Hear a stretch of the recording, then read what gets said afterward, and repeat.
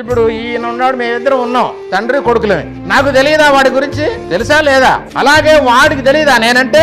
ఏర్సామన్నా వీడికి కాలేజీకి డబ్బులు లేవంటారా, ఒక 500 నాకు ఇచ్చి పంపించరా అంటే నేనేమనుకుంటా చెప్పండి. ఏరా నువ్వు పెదనాన్న చెప్పకపోతే డైరెక్ట్గా నన్నే అడగొచ్చుగా, అవునా కాదా? ఏరా అంటే నేను నీ మాట వినకుండా పెదనాన్న మాట వింటానని ఎలా అనుకున్నావు? నాకు నువ్వు ముఖ్యమా పెదనాన్న ముఖ్యమా?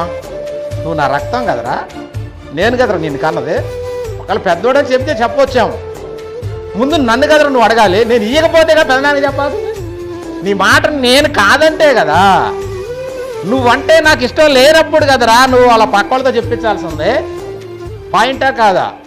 అది నువ్వు మోకరించి తండ్రి నాకు ఈ సమస్య తీర్చానంటే దేవుడికి నీకు ఒడంబడిక మంచిగా కరెక్ట్గా కుదిరితే, నువ్వు దేవుని విశ్వాసంలో ఉంటే, దేవుడికి నువ్వు ఇష్టమైతే ఎవరితో పని లేదు, నువ్వే డైరెక్ట్గా మాట్లాడితే దేవుడు నీకు ఇస్తానంటే.